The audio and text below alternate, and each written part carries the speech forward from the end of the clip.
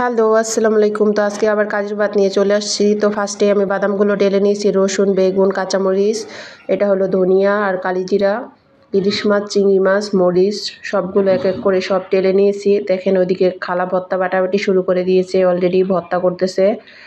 তো এখানে আবার খালা আবার মাছগুলো মশলা ধুয়ে মশলা মেখে রেখেছিল। এখন আমি একটা কড়াইতে তেল দিয়েছি।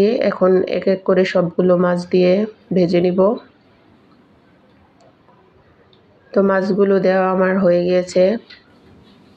এখন আবার উল্টিয়ে পাল্টিয়ে দিব মাছগুলো, এভাবে ভেজে নিব সবগুলি মাছ। তো যারা যারা কাজের ভাত চিনো বা খাও অবশ্যই আমাকে কমেন্ট করে জানাবা। আর যদি আমার ভিডিওটা ভালো লাগে অবশ্যই লাইক, কমেন্ট, সাবস্ক্রাইব, ফলো দিয়ে পাশে থাকবা।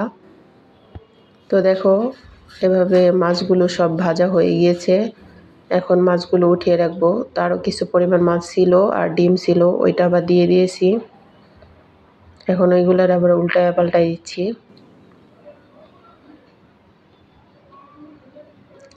তো উল্টে পাল্টে হয়ে গিয়েছে মাছগুলো।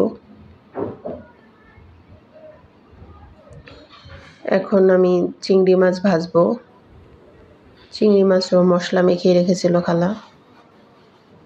এখন চিংড়ি মাছ দিয়ে সবগুলো ভালো করে ভেজে নিব।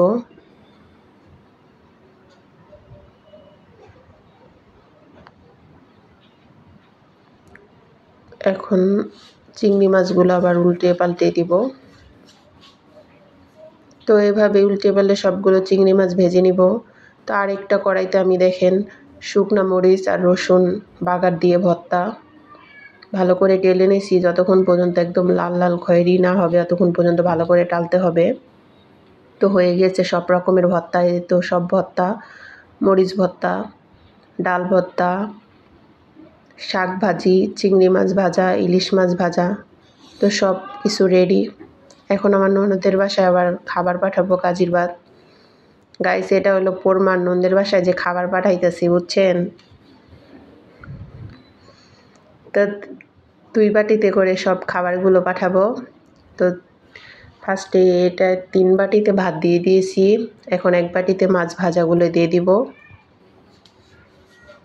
এখন আরেকটা বাটিতে আবার ভর্তাগুলো দিয়ে দিব। ডাল ভর্তা, 4-5 রকমের ভর্তা আর শাক ভাজি। তো ডান।